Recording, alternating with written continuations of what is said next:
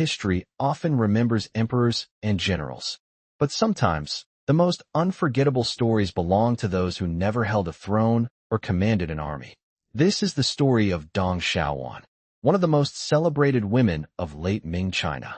A gifted artist, a talented poet, a renowned courtesan, and a woman whose life became a tragic reflection of a nation collapsing into chaos. Her beauty captivated scholars. Her intelligence won the admiration of the greatest minds of her age.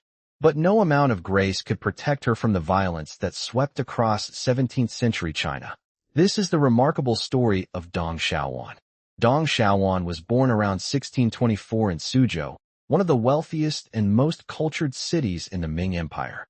Suzhou was famous for its elegant gardens, silk production, canals, and refined lifestyle. Artists, poets, musicians, and scholars filled its streets. For centuries, it had been considered one of China's cultural capitals.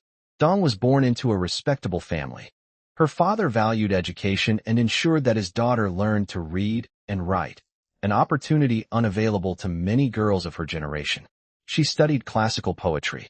She practiced calligraphy. She learned painting. She mastered the qin, the ancient Chinese zither. Even as a child, people noticed her remarkable intelligence. But fortune is never permanent. Her father died while she was still young. Without his protection, the family's finances collapsed. Debt mounted quickly. To survive, Dong's mother made an agonizing decision. Her beautiful and talented daughter would enter the world of the courtesans. To modern audiences, the word courtesan often suggests prostitution. But elite courtesans in late Ming China occupied a far more complicated position. The finest courtesans were expected to entertain educated gentlemen. They composed poetry. They debated philosophy. They painted landscapes. They played musical instruments. Many were among the best educated women in China. A successful courtesan was judged as much by her intellect as by her beauty. Dong Xiaowan quickly distinguished herself. She possessed extraordinary literary talent. Visitors admired not only her appearance, but also her conversation. She could discuss history, literature, painting, and politics with remarkable confidence. Soon, scholars traveled long distances simply to meet her. Her reputation spread across Jiangnan. Many believed she represented the perfect combination of beauty and refinement. But the empire around her was beginning to crumble. Years of corruption weakened the Ming government. Heavy taxation burdened ordinary families. Natural disasters devastated farmland. Famine spread. Peasant rebellions erupted across northern China. Meanwhile, beyond the Great Wall, the Manchus were growing stronger. The peaceful world celebrated in poetry was disappearing. Even in prosperous Suzhou, anxiety filled the air. People sensed that a great catastrophe was approaching. Among Dong Xiaowan's many admirers was a young scholar named Mao Xiang. Mao came from a wealthy family and belonged to one of Jiangnan's most respected literary circles. Unlike many wealthy patrons, Mao admired Dong for far more than her beauty. He respected her intelligence. He treasured her poetry. He believed she possessed the soul of a true scholar. The two quickly formed a deep emotional connection. Their relationship developed through letters, poems, and long conversations. For them, literature became a language of love. But there was one obstacle. Dong was still a courtesan. Freedom required money. Mao eventually paid the enormous sum necessary to redeem her. At last, Dong Xiaowan left the pleasure quarters. She entered Mao Xiang's household. Although not his official wife, she became his beloved companion. For Dong, it was the beginning of a peaceful life she had long dreamed of. Unfortunately, peace would not last.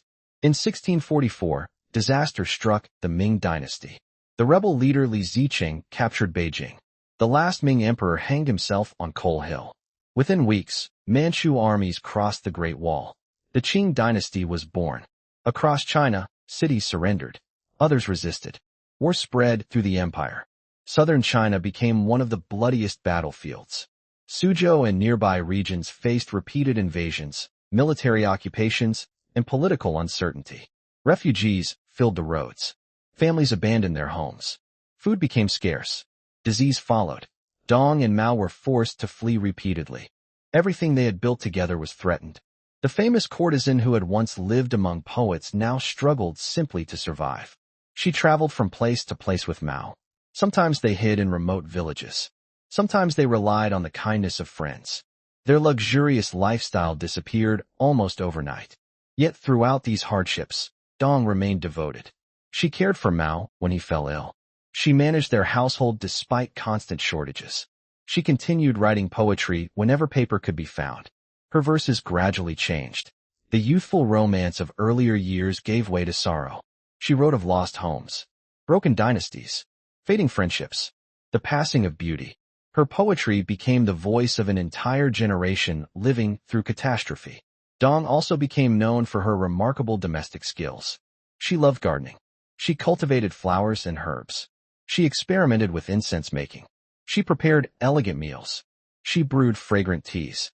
She even developed recipes that later became admired among scholars. Friends described her home as a sanctuary of calm amid national chaos.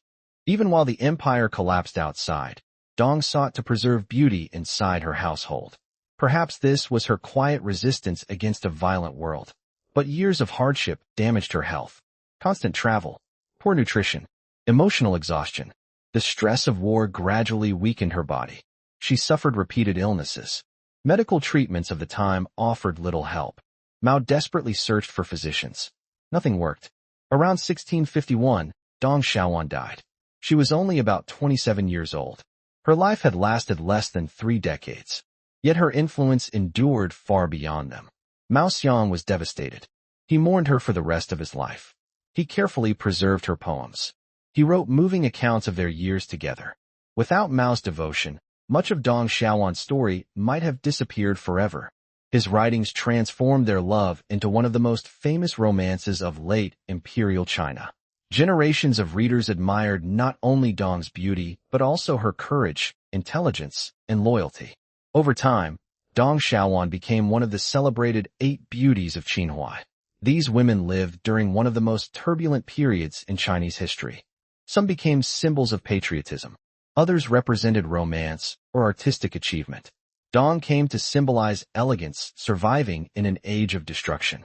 Her life inspired novels, operas, paintings, television dramas. Even centuries later, audiences continue to rediscover her story. Yet history often misunderstands women like Dong Xiaowan. Many reduce them to beautiful faces. But beauty alone never explains why people remember someone for nearly 400 years. Dong's greatest legacy was not her appearance. It was her extraordinary talent. She mastered poetry in an age when few women received formal education. She preserved art during civil war. She transformed suffering into literature. She demonstrated that dignity could survive even when kingdoms fell. The Ming Dynasty disappeared. Cities were rebuilt. Empires rose and fell. But Dong Xiaowan's poems remained.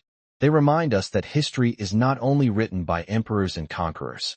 Sometimes it is written by those who quietly preserve humanity while the world collapses around them. In an era defined by violence, Dong Xiaowan chose beauty. In a time of uncertainty, she chose love. And in an age of destruction, she left behind something that neither war nor time could erase. Her story is not simply the tale of a famous courtesan. It is the story of resilience, culture, and hope in one of China's darkest chapters. And perhaps that is why, after 4 centuries, the name Dong Xiaowan is still remembered.